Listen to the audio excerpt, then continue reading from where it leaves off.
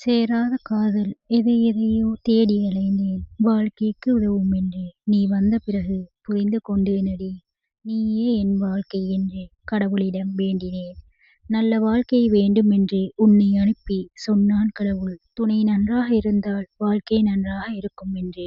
உன் அன்புக்கு முன்னால் என் அடங்காத கோபமும் அமைதியாய் ஆகுதடி.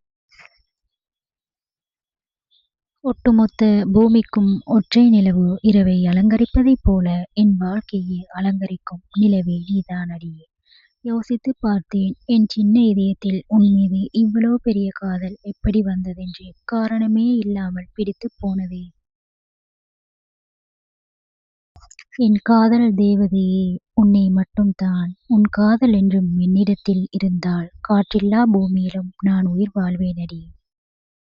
அவளை முதலில் பார்த்த நாள் எனக்கு வாழ்க்கையே புதுசா தொடங்கின மாதிரி இருந்தது.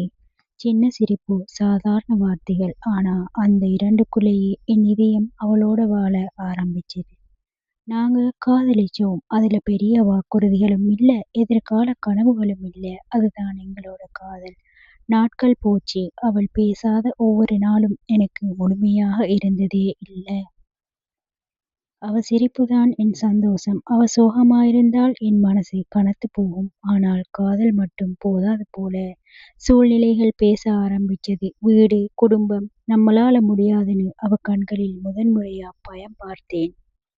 ஒரு நாள் அவ சொன்ன உன்னை மறக்க முடியாதுன்னு. அந்த வார்த்தைகள் என்னை விட்டு போகல, இன்னும் என்னுள்ளேயே தங்கிவிட்டது. இப்பவும் அவ வாழ்றா, நானும் வாழ்றேன். ஆனா ஒன்றா இல்ல. ஒரே வானம், ஒரே நிலா. ஆனா வெவ்வேறு வாழ்க்கை. சேர முடியாத காதல் தான் எப்பவும் அதிகமான வலியைத் தரும். ஏனென்றால் அது முடிந்தது இல்ல.